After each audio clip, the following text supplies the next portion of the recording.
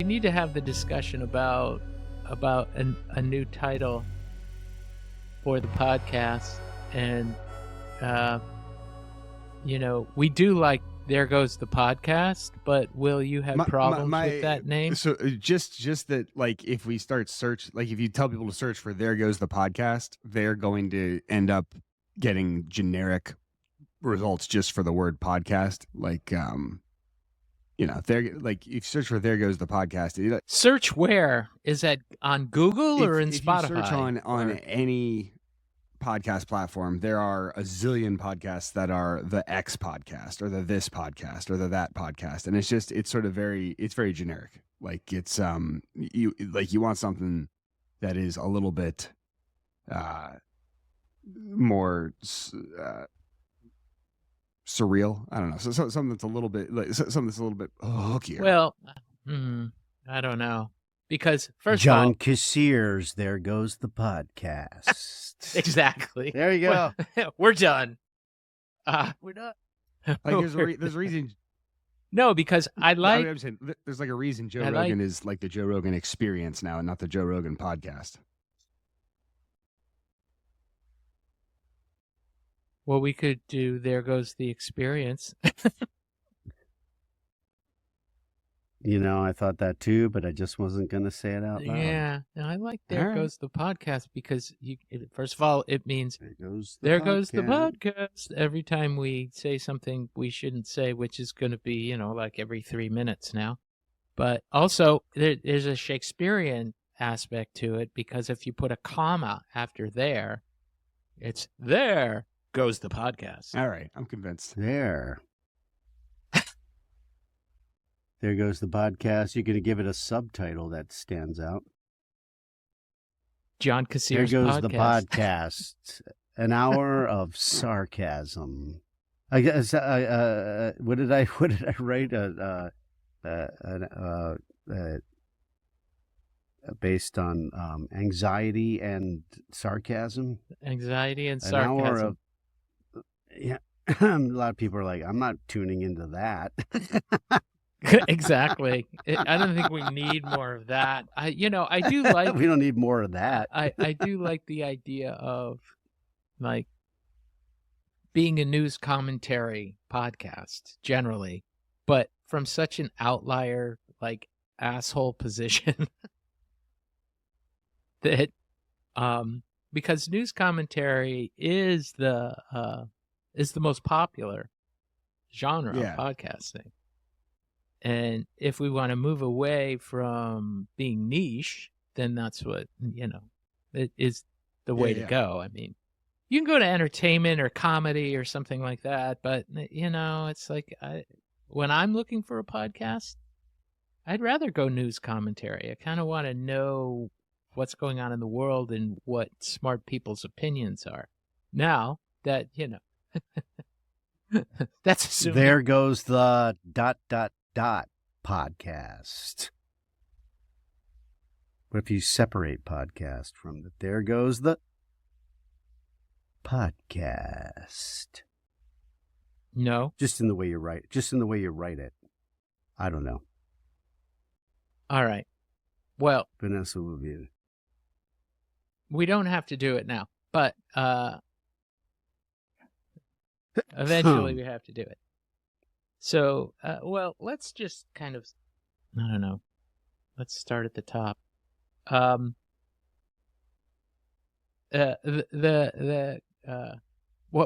say this is the crappy news story of the week. Corsicana, Texas. Police say a Texas woman attempted to hide evidence during an arrest by defecating in her pants and using the feces to conceal drugs. Officers in Corsicana, about 55 miles south of Dallas, were investigating a report of a theft at a grocery store on Wednesday when they attempted to subdue a female suspect and take her into custody.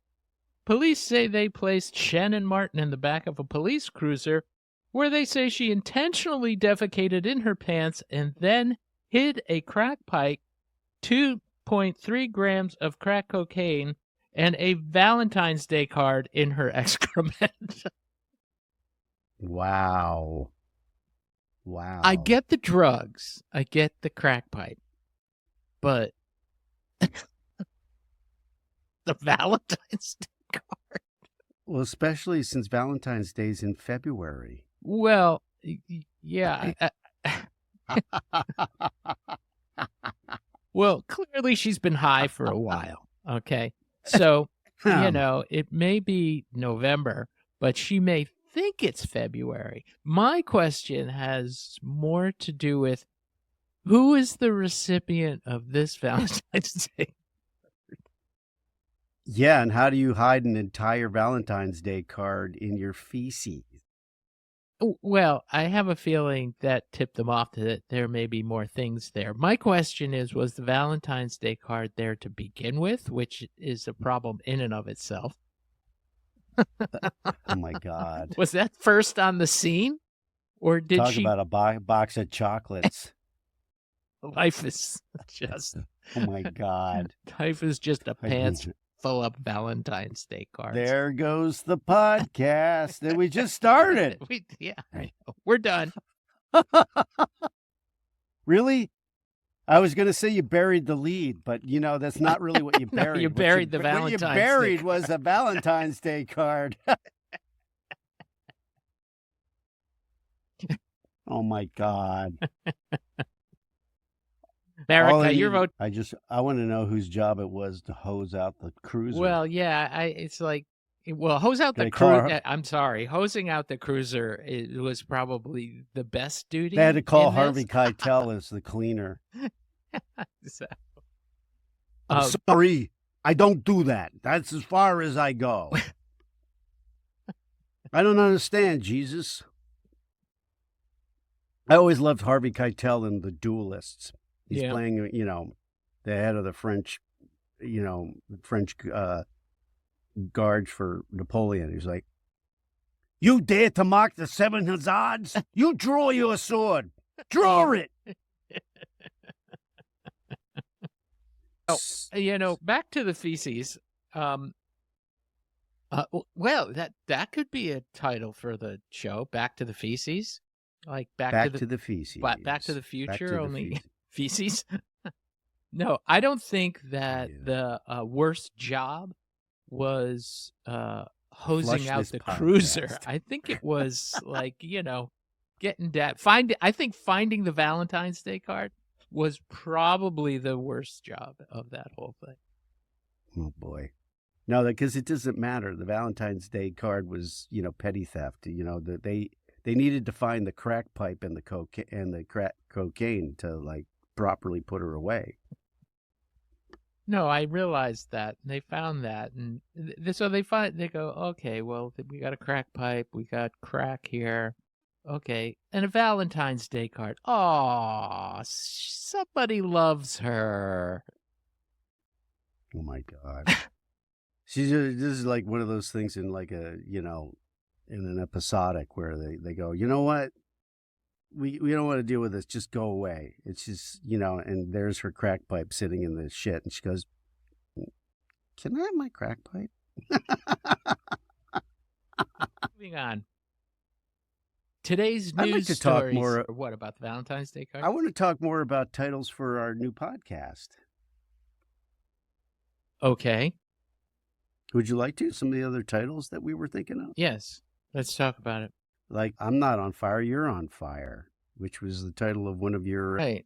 I mean, I like that. It's writings. A little long. Is that too long for a podcast? I think, honestly, it does not, it's not too long. Nobody types stuff out anymore. They retweet it. So, and they repost it and stuff like that. So it's not like they're going to have to ever type out the whole name. They're just going to have to sort of tag us in it. Right. Because the other thing I thought about for that title was a segment in the show that was about denial. Something, I'm not on fire, you're on fire. You could call the podcast "I'm on Fire, You're on Fire" and have the "I'm on Fire, You're on Fire" story of the week. And that would be about denial. For, say, Trump voters in North Carolina whose houses washed away, but are worried about bacon and the price of bacon and eggs when at the face of it, Republicans in general don't believe in climate change, and they just lost their house to climate change. So yeah, I always thought it was. I always thought that I'm not on fire, you're on fire. Also, could be like a point counterpoint segment. Where we each take a different tact to the argument of something. Yes, John, you slut. Yeah, exactly. Jane, you ignorant slut. And in one of the other titles we were looking at, Never Eat Anything Bigger Than Your Head, which also could be a segment, is just talking about things we don't know anything about, whether we're interviewing somebody who's an expert on it or doing some research about it or just trying to come up with our own thoughts about it without any information of what it might mean or what it could mean, kind of thing too.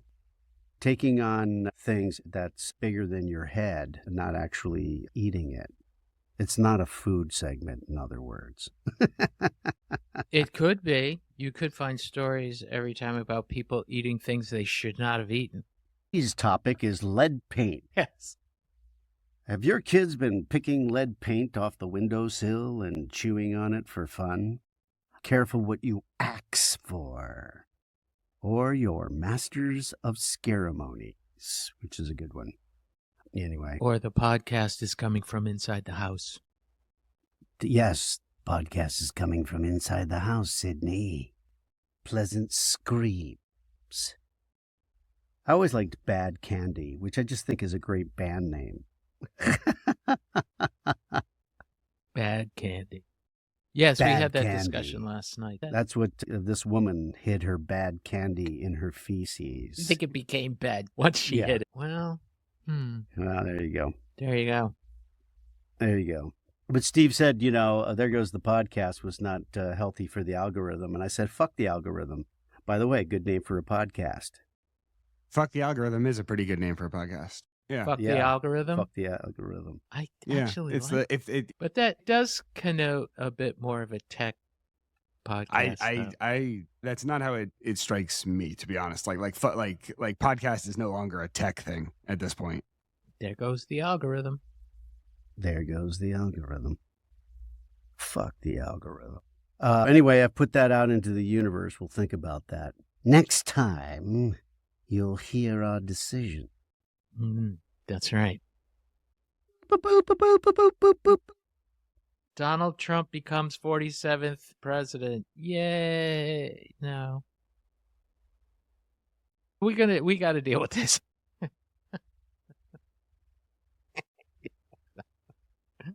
What does it mean? It means a shit show. It means a shit show. The article that we read about trying to look at it from the point of view of people who voted from Donald Trump was a good article in terms of understanding, people's anger about the algorithm and how it's taken over their life and how they want it to be different. But in the end of it all, you have to look at that guy and say, if you've made that decision, it's a huge gamble.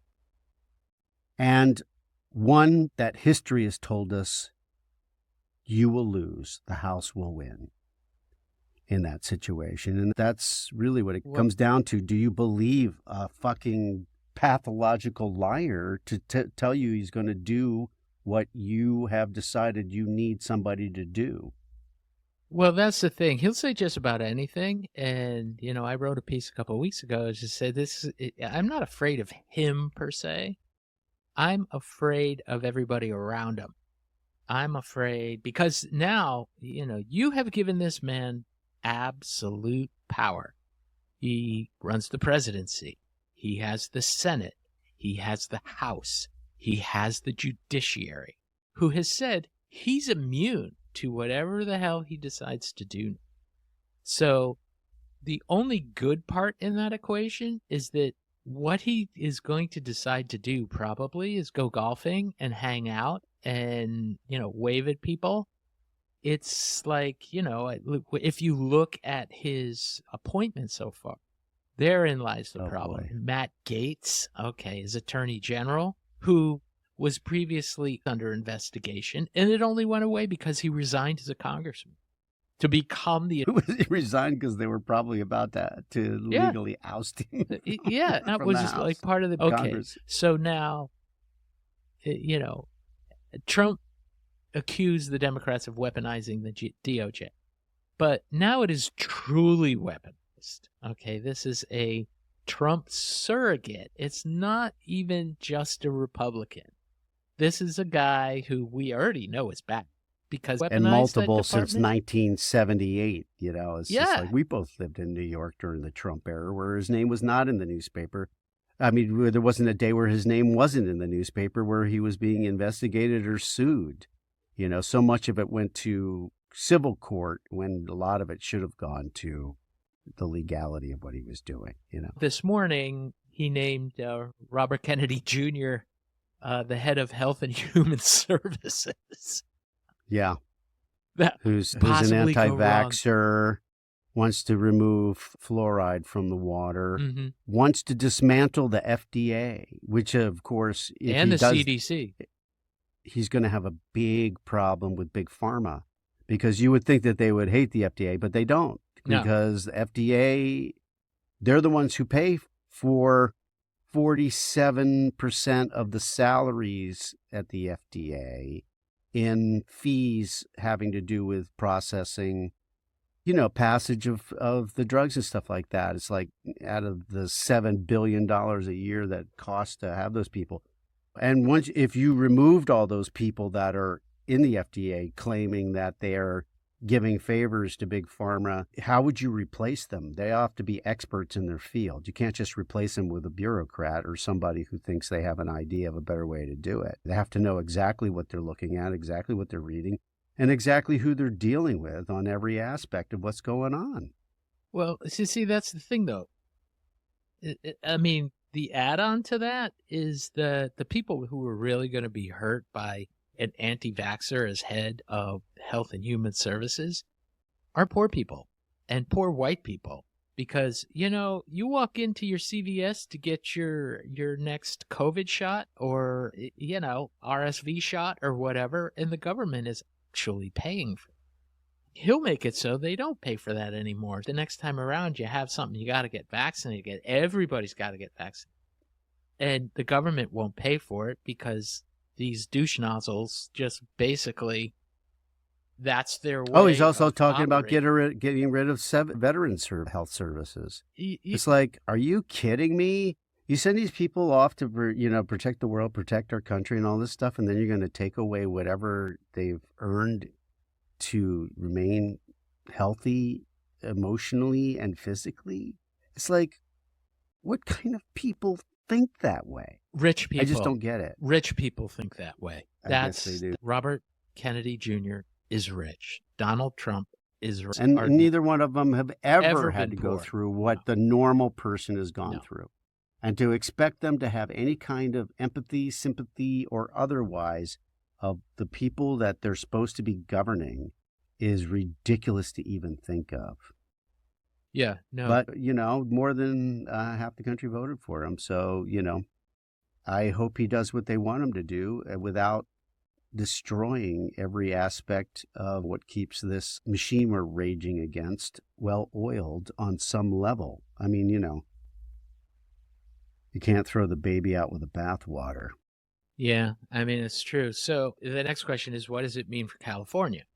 And That's a good well, question. there's a bright spot here. And the bright spot can be found in what they did with Roe v. Wade, in that they just made it so it wasn't federally mandated that you could get an abortion. It wasn't a federal law. They turned it over to the states. And since they turned that over to the states, they are not going to be able to get a federal ban on abortion because they've already turned it over to the states. They would have to, a year later, 2 years later, turn around and go, oh, we were kidding. It's not a state thing. It's a federal thing. I don't even see this corrupt judiciary do. But it brings in a broader question. And the broader question is states' rights. Because once you go down that road, and Republicans have been yammering on about states' rights forever, once you make things states' rights, the state will have the right to make their own laws. So I feel like where the Democrats have room to make improvement is really in the states. In the state of California, remember when Jerry Brown was governor during Trump's first term, Trump got all pissed off because Jerry Brown made San Francisco and Los Angeles sanctuary cities. And Trump said, well, we're going to cut off federal funding to California. And Jerry Brown said, okay, we'll just stop paying our federal taxes, of which vastly outweigh the amount of federal assistance that this state gets. Yeah, I wondered about that. You just answered my question. Disaster aid and all these other things. Yeah, but and he can do that in certain places, but he can't do it to California because California will just give him the finger and go, well, okay, we'll stop. I mean, if you want to see where the Civil War starts, it'll be over states' rights. It will be over issues just like this, where a state, probably California, will refuse to pay their taxes based on what the Fed is doing. They need those taxes. They need them to support Tennessee. They need them to support all the red states. They need those California taxes. They need New York taxes. You are likely to fucking socialists. Yeah. Where do they fucking get off, man? God. So you're likely to see situations where the states are going to go, yeah, no, we're just going to stop paying taxes. And then it's going to get real. It's going to get real very fast. And it's not something that can wind its way through the courts if all of a sudden a state like California stops paying its taxes. And that's what they're flirting with withholding disaster relief. That's what they're actually flirting. So, you have big states like California and New York who are likely to start making those threats. So those are the only guardrails really left. States' rights are actually now the guardrails. And the Fed is an autocracy already because the power is so consolidated in one set of hands. So, I mean, that actually is a bright spot that we don't have to just sit back and watch it happen. Our local and state representatives and politicians do have recourse. Yeah. Other things involved, of course, have to do with them suppressing the press and, the people who let us know exactly what's going on, although people don't believe it from the credible sources anymore. I mean, I can't believe what I hear somebody going, oh, my God, have you heard what's going on at the New York Times? They're all quitting because of their ethics. And I was like, are you kidding me? You're going to take the word off of somebody who's reading off a teleprompter who's done none of their own journalism on Fox News or someplace like that against somebody who's made their entire career on the research of getting the truth. But, they're already talking about, Mike Johnson, the head of the House is, gonna, they're releasing today him saying that he's going to object to them releasing the damaging House report on the conduct of Mike Gates, who Donald Trump has picked as Attorney General. It's like one thing to put somebody on your camp that's going to do it, but to continually pick people that have no ethics to put in the top jobs that need to be the most ethical. I mean, look how unethical the Supreme Court is now. I mean, you can't seriously call them fully ethical, and you would want them to be. Clearly, they can be bought with trips and gifts and stuff like that. So, I mean, I completely agree with you. We're in uncharted territory. I do think in the media, and, we're going to bleed this into what does all this mean for Hollywood, because there's a lot of meanings for Hollywood. But you're going to see lots of pressure put on sources. You're going to see pressure put on HBO to cancel Bill Maher, for example. If you want to know how they're going to what they're going to do with the journalists, they're going to get them canceled. It's not like they can no longer round up the journalists and hang them in the town square. You have to play by the norms, and the norms are get them canceled. Plant some stories. Make it so HBO has to cancel Bill Maher, which wouldn't be that hard because HBO is a Warner Brothers Discovery property, and David Zaslav is a Trump supporter. Don here I want you to get rid of Bill Maher, because remember, Bill Maher got sued by Donald Trump for $5 million for comparing his complexion to that of an orangutan. Did he win that suit? No, it got thrown out. As soon Of as it course. reached the judge, he went, what, Well, what are you? here's the thing. Bill Maher, already had to change camps before.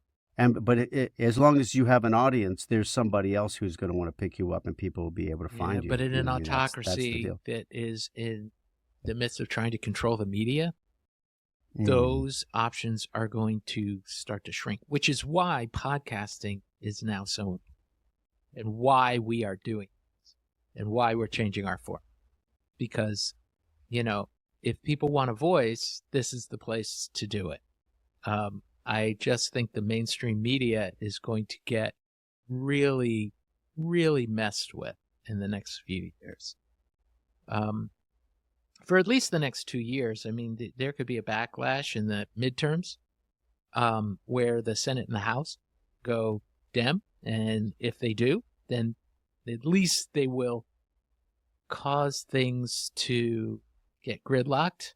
Although I don't trust this consolidation of power at the moment to keep the rules the same.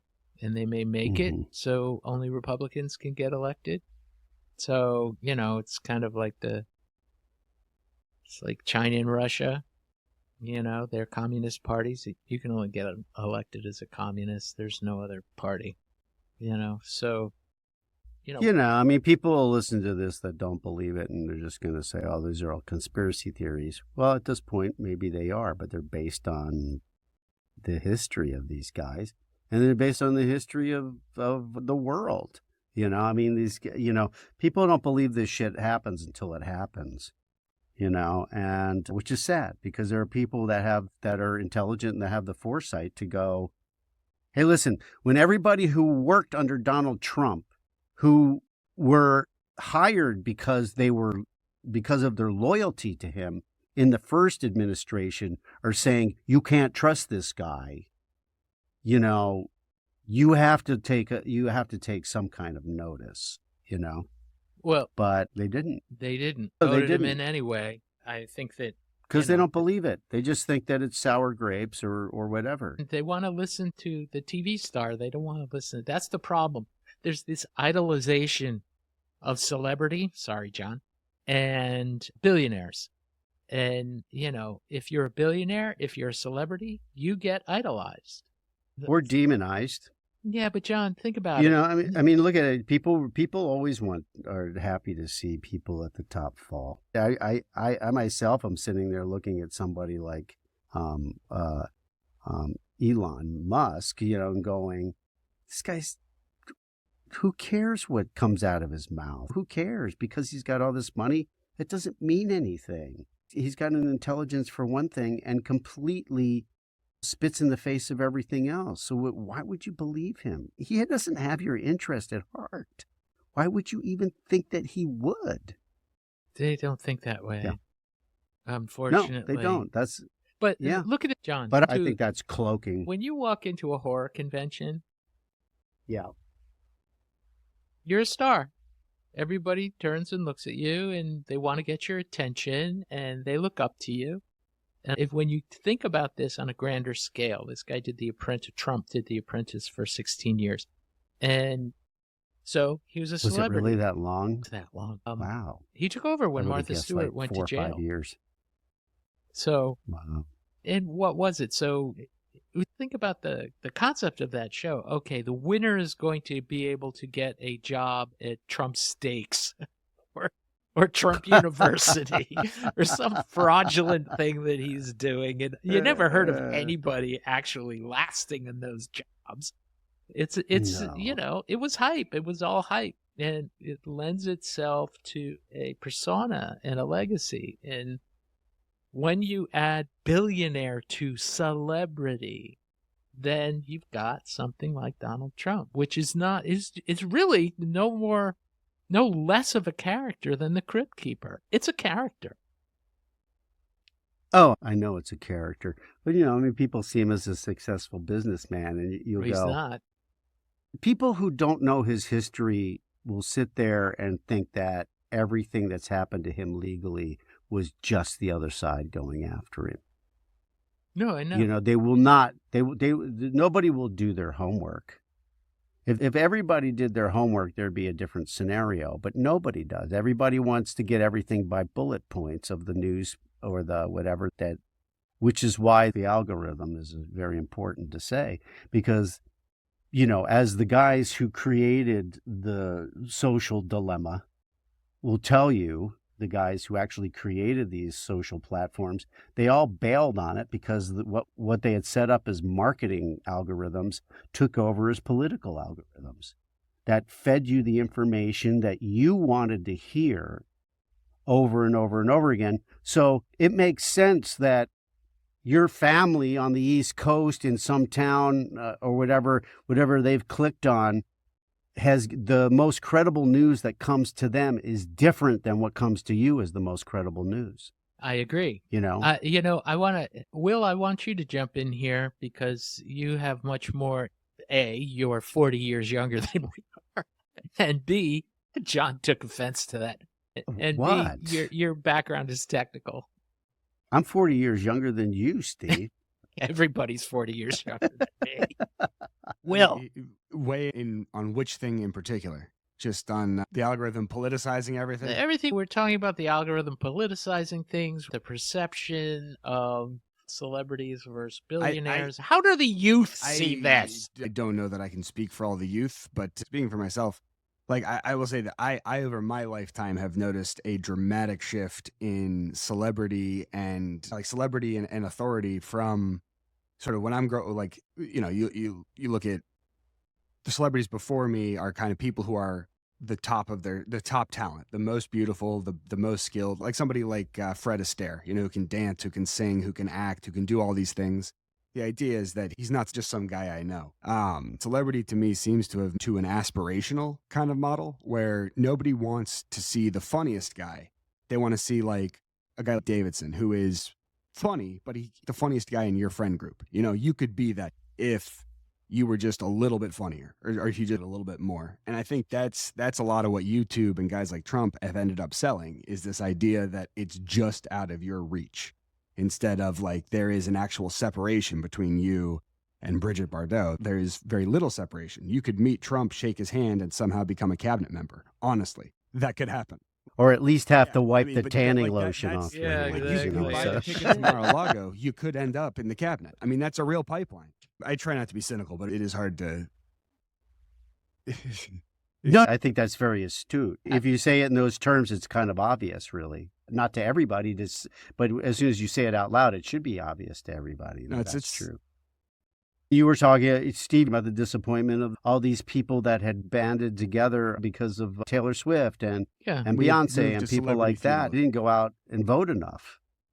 Exactly. Or they weren't in the areas that it made a difference. And I think it also ended up, in the end, stimulating the Republican base because they were able to point at, oh, this is just that glitterati. This is the East Coast, West Coast celebrity culture, and they kind of turn celebrity against itself while at the same time elevating their celebrity.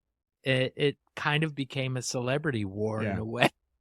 And it's like, that's kind of messed up. I mean, the one I would add to just like what you're saying about algorithm and stuff like that is like Elon Musk buys Twitter.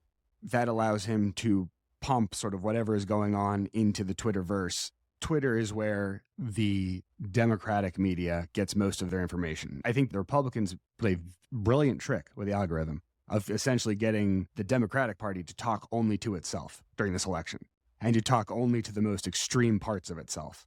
And so Trump's out there saying, I'm going to lower taxes. He has no way of actually lowering taxes. My dad in North Carolina, all he knows about Kamala is that she wants to give transgender surgeries to prisoners. And that's insane that something that affects less than 1% of people somehow became the biggest topic in America to the point that it overrode things like labor unions and that kind of stuff.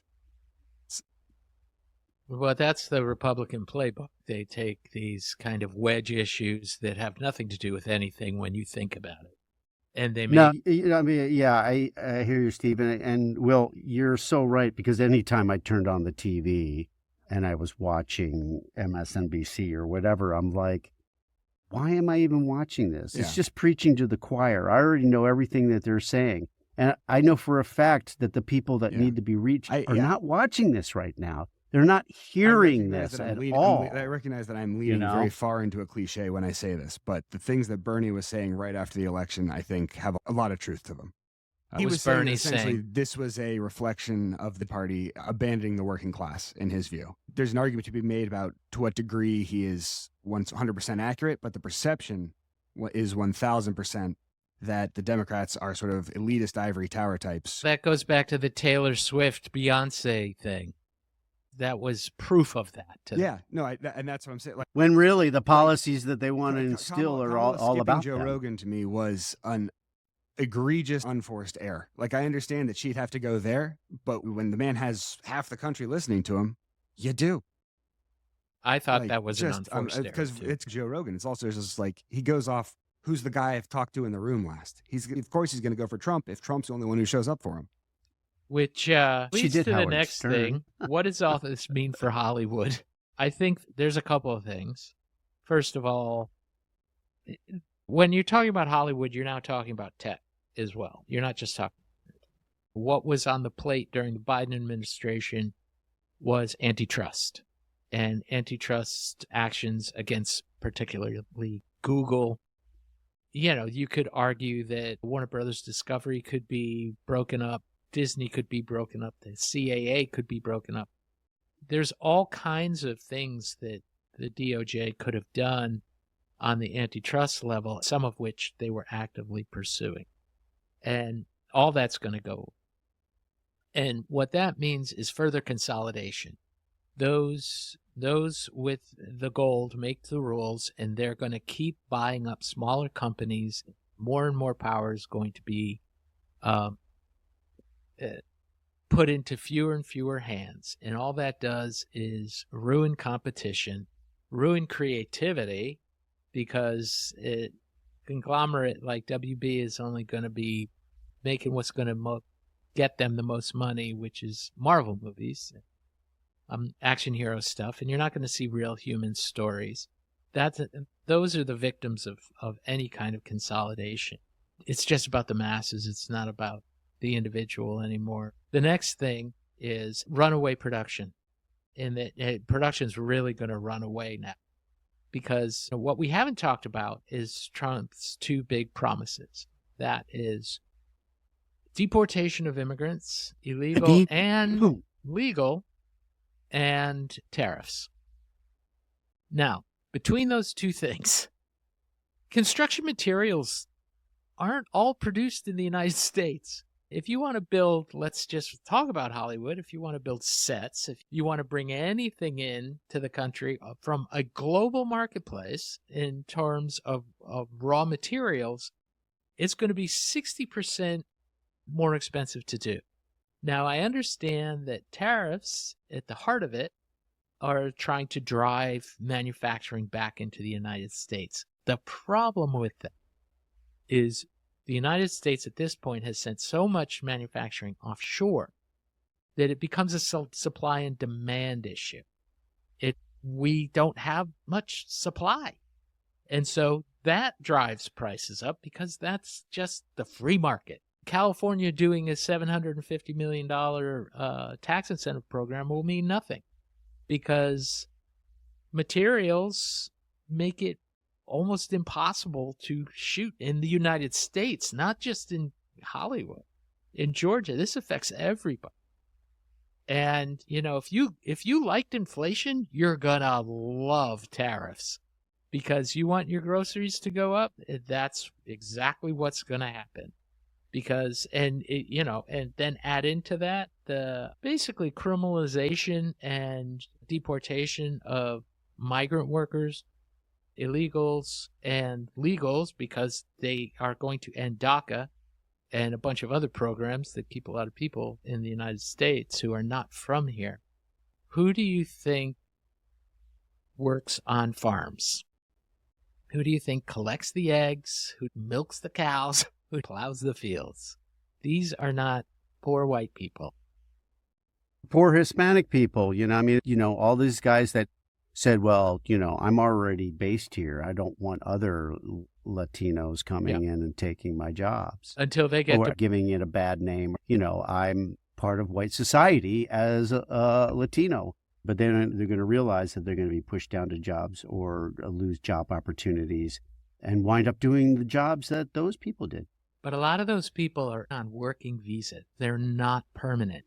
And when you have an administration that wants to keep people out, we got an alert from our immigration attorneys saying immigration is going to become far more difficult now. When those visas are up, they're going to have to leave and they're not going to be able to get back in. That's how your workforce is really going to end up fraying, deteriorate.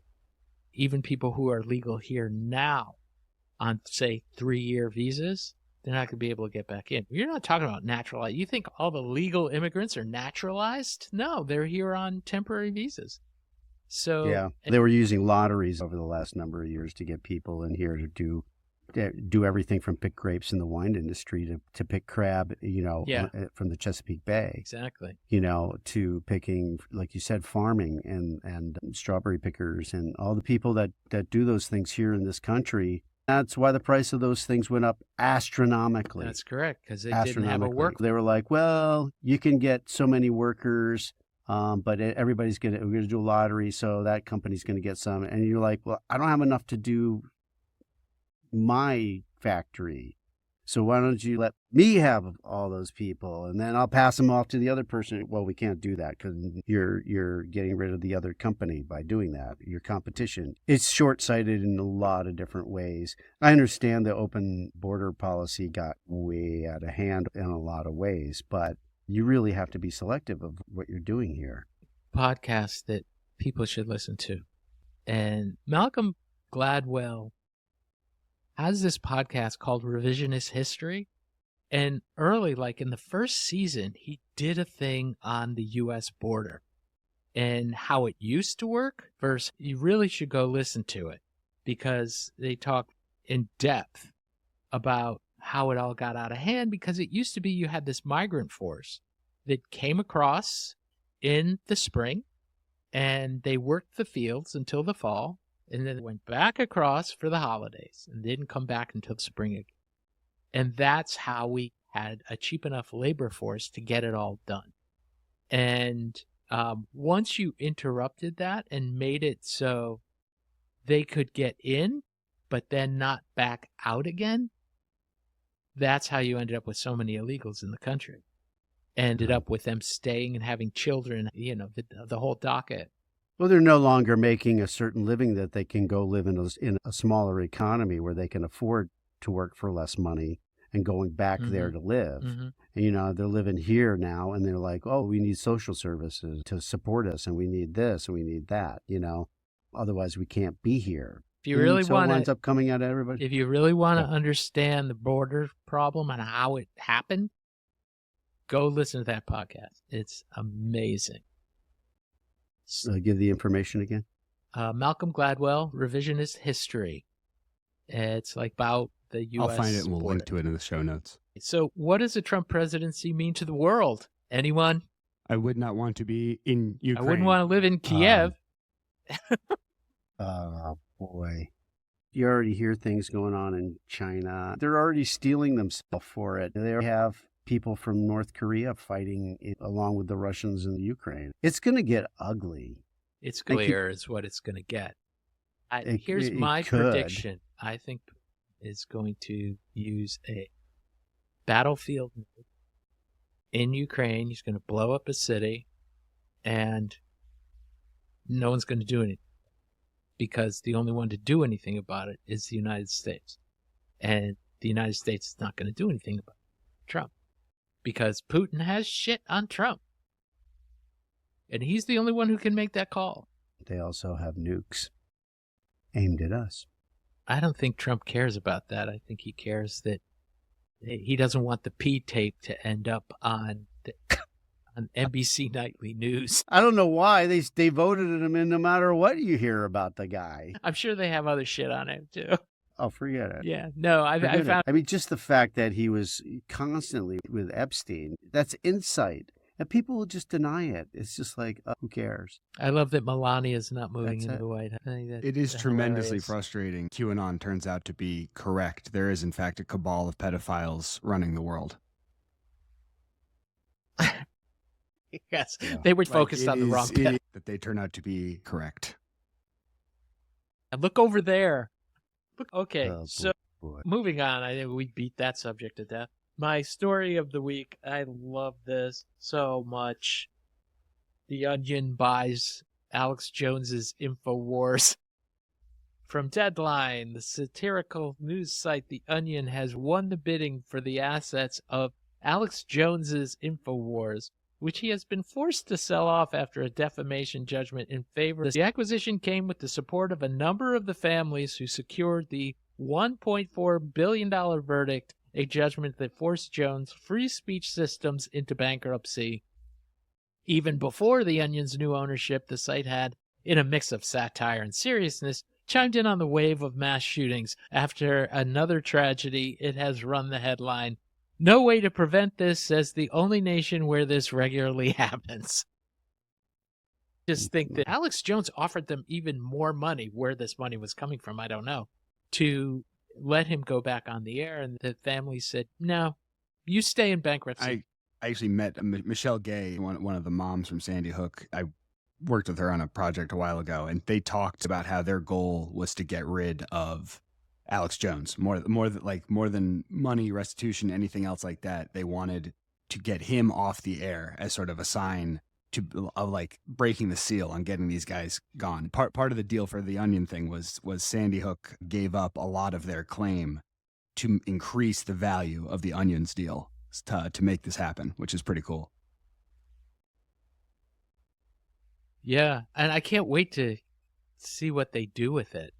You know, I just think that it would be great if they kind of just did a Stephen Colbert, where it seemed like a serious right-wing conservative thing, but every time they tuned in, they'd get halfway into it and realize they were just making fun of them. My dream is that they keep running it exactly as is, including AI Alex Jones, but just start putting different progressive information into it. Like just start fomenting revolution against Trump and all that kind of stuff. It's not like the InfoWars audience is going to notice. They don't know what's going on. It's not like they heard about this from anywhere.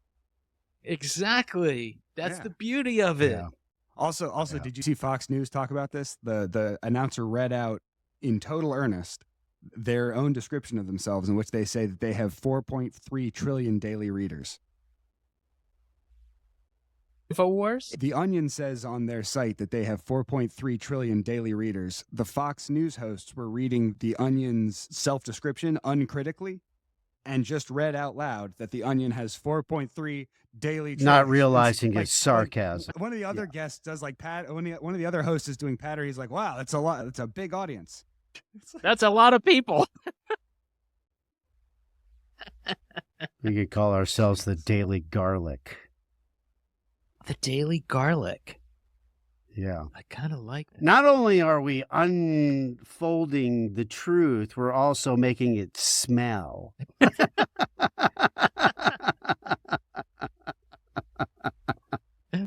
Oh, boy. The smelly truth, whether you like it or not.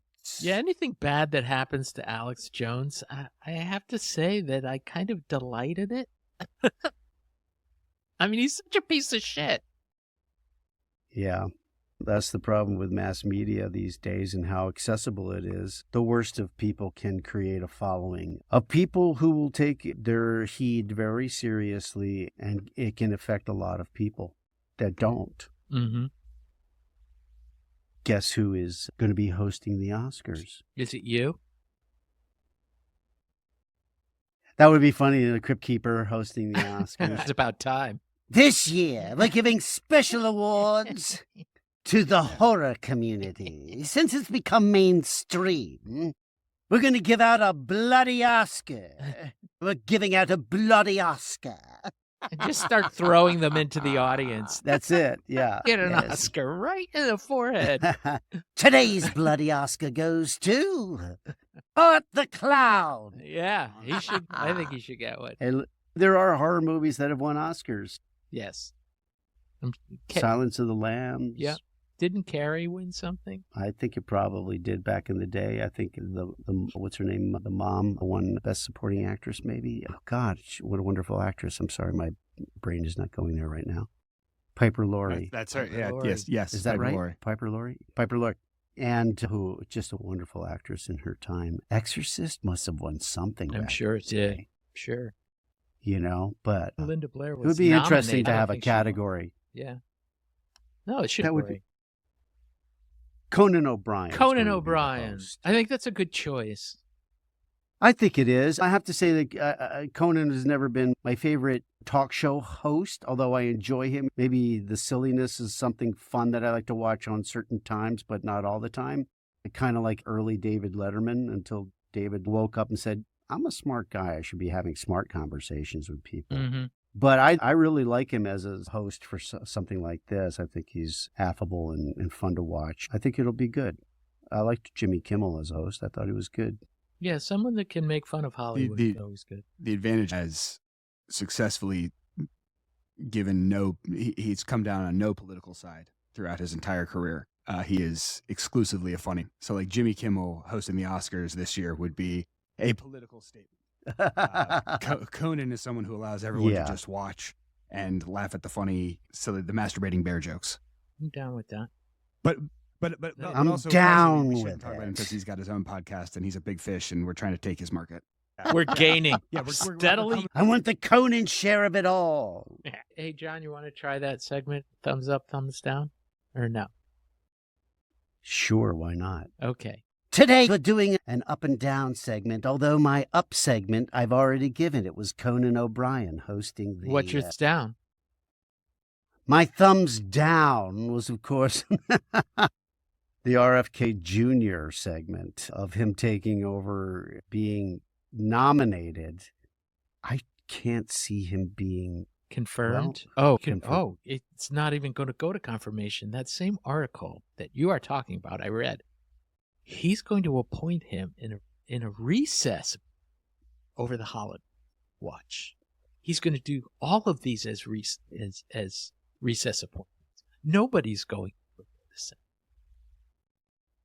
There's a law that they have to be vetted, and it's a U.S. law. They can't be put in the jobs.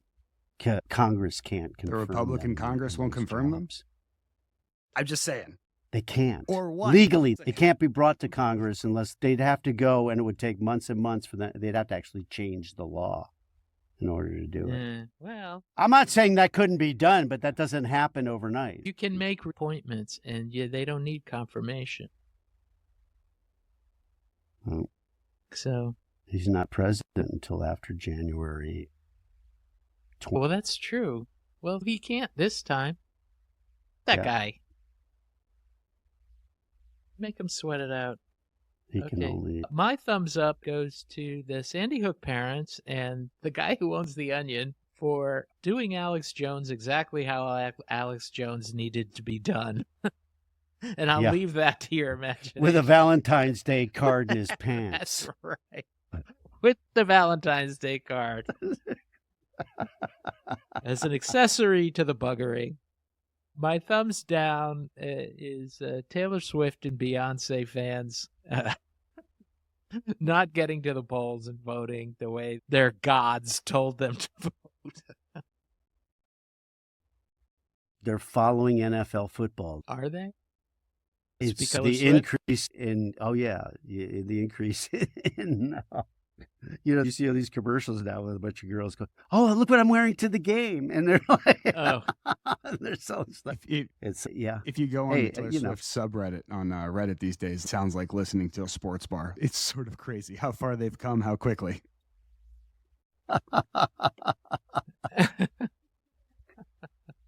I can't tell you how many 22-year-old women I've heard complaining over the new kickoff rules. They're just not happy about it. They're not happy. The kickoff rule. That's sarcasm, Oh, okay. just so you know. All right. There goes the podcast. There goes the podcast. Well, that proves how much smarter you are than I. That I didn't get that right away. The kickoff rules save some brain injuries, I think that it's a good thing. Why not? It's injuring my brain. Watch speaking of brain injury, is anybody going to watch the Mike Tyson Chris Paul fight? I would love to watch that. It's on tonight but on you know, Netflix. it's on Netflix, isn't it? Yeah. For free, or you have to I think pay it's for for it? free. I don't know. I won't pay for it, but I'll watch it for free. Yeah, I don't know. I'd really like to see my brains come out my ears this time, I'm not going to bite him in the ear. I'm going to stick my finger in his ear and pull his brains out. Remember when Larry Holmes or George Foreman was 1,000 years old and re-won the heavyweight title? Yeah. Everyone's like, he gets in the ring. That guy's fat, but he can still throw a punch. That'll be interesting. Yeah, I'm going to knock the tattoo off here. your I'm not in the ring with face. somebody who's chewed off another guy's ear. I don't care how old he is. Like I feel like Yeah, that makes that that's more a- likely, not less. I was watching that when it happened, and I was like, oh my Oh, God. yeah, I couldn't believe That it. just fucking I was happened. like, Did he wait, just what? bite his ear off? When Justin Timberlake ripped off Yeah. of Janet Jackson's top and the Yeah, you're and the just like, nipple eh. cup, and you're like, what? Yeah. What? Did I just see that? How did they do that? How did they get away with that? And then you realized it wasn't supposed to be seen, Absolutely supposed according to to be them, but not by the network. The network didn't approve that. I was No, like, I don't what? believe they asked the network. No. No, but that Certainly was in the, didn't look like an accident. It was in the early days of DVR. I remember I was in a room full of people, and we said, Of course. we're going to have to play that back because I think something weird just happened. The two most played back things on a DVR are Sharon Stone shifting legs. Yes, I'm in, sure. Is that Fatal Instinct? What's the name of that movie? Fatal Attraction. Fatal Attraction and the nipple cuff on Fatal Attraction Justin or Basic Timberlake. I think it's Holy- Basic Instinct. Oh, sorry. Yeah. Basic Instinct or God. I that met just Sharon goes to tell you how Stone. generic those names are. I was in an acting class with Sharon Stone. Yeah, I was at a party, She was good. after party for Crazy, what was the Jeff Bridges one? Crazy Horse? Crazy, Crazy Horse. was that it? Crazy Heart. What Crazy is it, Heart. Will? He played the musician. Crazy Heart. Crazy Heart. Crazy Heart. It was a situation, not that many people were at the party yet, and she had no one to talk to. It was one of those Hollywood things, people do this, where they have no one to talk to, go up and engage somebody for no apparent reason Listen, whatsoever. I have no one to talk to. No, she just walks up and goes, hello, Sharon Hello. Stone. And holds out her Sharon hand like supposed to kiss it or something. Let me tell you- This is the weirdest thing that's happened to us.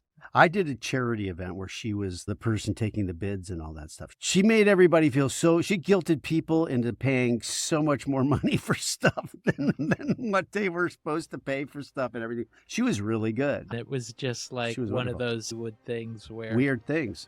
a weird thing happened. And Yeah. she's in the middle of our conversation. I don't even know what we were talking about, but it brought the conversation to a halt. Right.